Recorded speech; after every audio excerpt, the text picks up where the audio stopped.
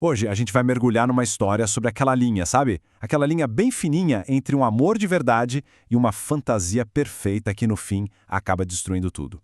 Vamos dar uma olhada em como essa busca por uma perfeição que só existe na cabeça pode levar à perda de algo muito real e ao peso de um arrependimento que talvez não tenha mais volta. Pensa bem, essa ideia do felizes para sempre, a gente cresce ouvindo isso, né? Mas e se essa busca for, na verdade, a maior armadilha de todas? A história que a gente vai analisar hoje é um grande alerta sobre os perigos de viver um conto de fadas particular, enquanto o mundo real, o relacionamento real, desmorona em silêncio. Bom, nossa história começa com uma imagem que talvez seja familiar para muita gente.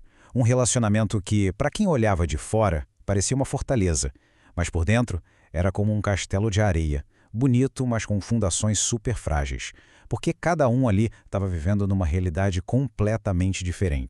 E é aqui, olha. É aqui que o problema todo começa. Enquanto um dos parceiros estava ali, presente, vivendo o dia a dia, construindo a parceria, o outro estava em outro lugar. Estava vivendo uma fantasia solitária, uma historinha na própria cabeça onde o parceiro real nunca, jamais, conseguiria ser o príncipe encantado que ela tinha inventado. E o nome disso, a peça-chave de tudo, é idealização. E veja bem, não estamos falando de admirar as qualidades de alguém, não.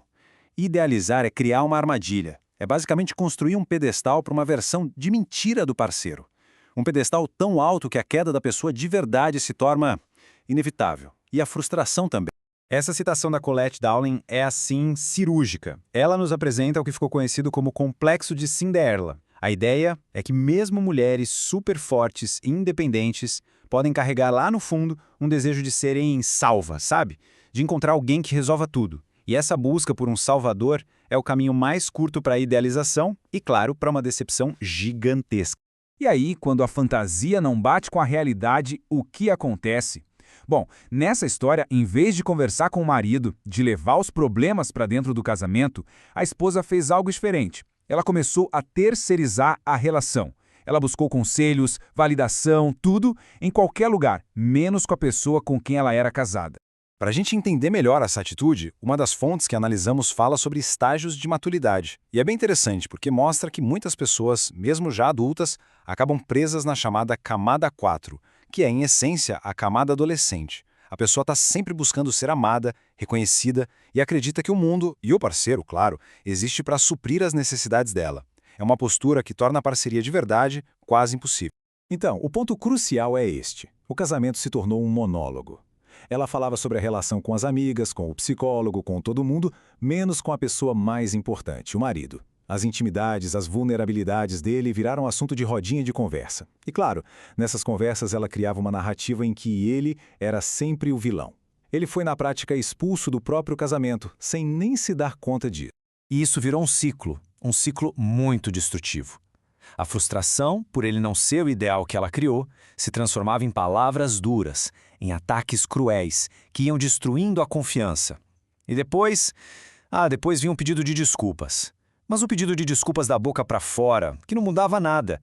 O estrago ia se acumulando, e a reparação de verdade, a tentativa de consertar, nunca vinha.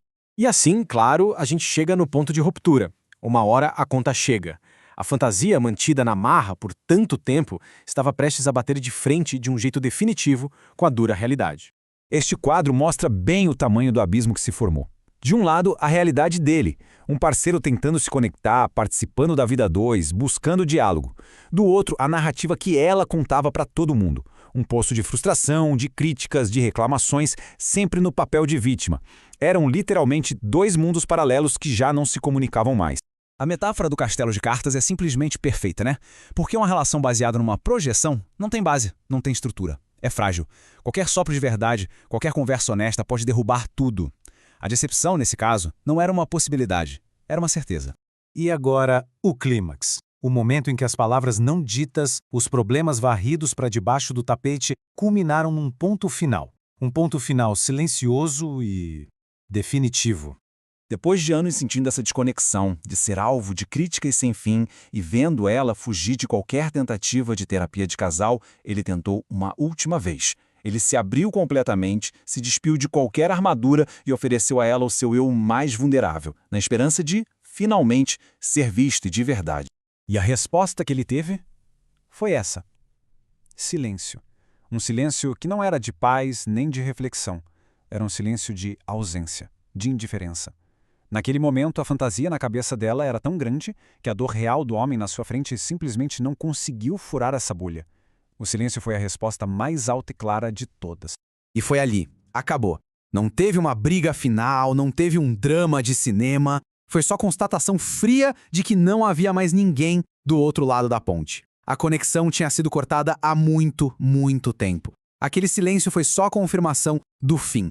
E na nossa última parte, a gente analisa o que vem depois. Porque quando a fantasia se desfaz e a poeira baixa, o que resta é o peso das escolhas, o peso do arrependimento.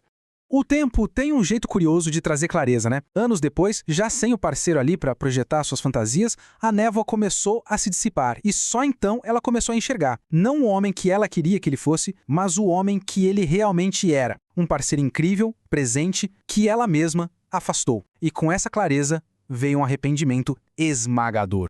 A verdade é que, no final das contas, a fantasia não sustenta ninguém. Era uma miragem. E quando a miragem vai embora, o que sobra é o deserto que foi criado no processo.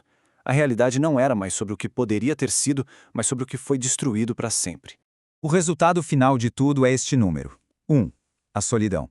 A troca de um parceiro real, de carne e osso, por um ideal inatingível resultou nisso, em ficar sozinha, carregando para sempre o peso de uma perda causada pelas próprias mãos. E essa citação da sexóloga Luciane Cabral amarra tudo de forma brilhante. Muitas vezes, essa imaturidade emocional é cega. A pessoa está tão afundada nas próprias necessidades, na própria historinha, que ela simplesmente não consegue enxergar a dor e o estrago que está causando no outro. A consciência só vem bem depois, quando já é tarde demais. E a gente termina com essa reflexão.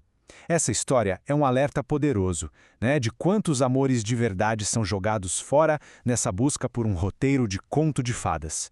Fica a lembrança de que o amor real exige presença, aceitação e, acima de tudo, a coragem de enxergar e amar a pessoa que está do nosso lado e não a fantasia que a gente criou dela.